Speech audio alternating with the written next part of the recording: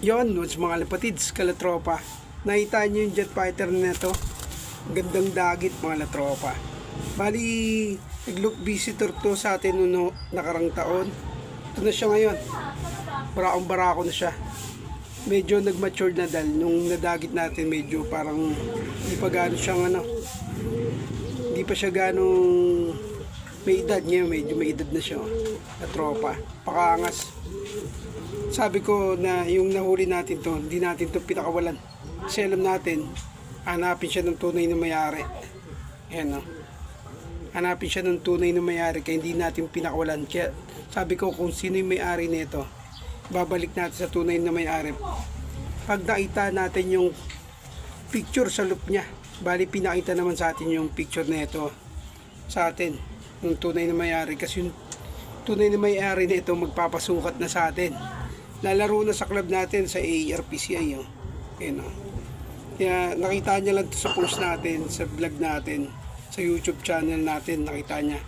Kaya ngayon, mamaya magbi-meet up kami. Soli ko na sa kanya yung ibon niya. Ayan, oh. Natanong niya kung magkano yung tubo. Sabi ko, ano lang, kahit bigyan mo na akong patuka. Yun, kasi marami tayong mga ibon dito na pakakainin. Tsaka yung mga donate na mga bago. Panglapag natin.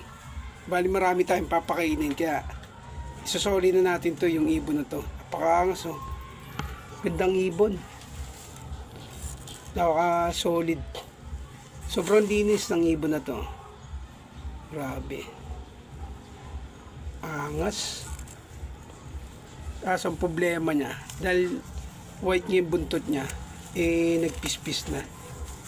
Ayan, nagpispis na. Pati yung pakpak niya, ano na rin. Nagtigiting-ting na. Magaluma na. Kaya mamaya magkikita na lang kami ng tunay na may-ari na to. Para may solid na natin. Kasi alam ko, binili niya to. Pag may mga ganitong saddle, medyo mahal yung ganitong klaseng uri ng kulay ng ibon.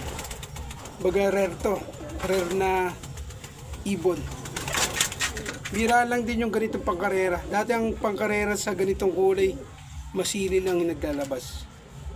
Kaya solid na natin siya. Papaalam na ako sa iyo, tropa. Babalik natin sa tunay na may-ari. Bagong panahon na ito. 1 year siya sa atin. Ngayon, yun lang siya makakauwi ulit.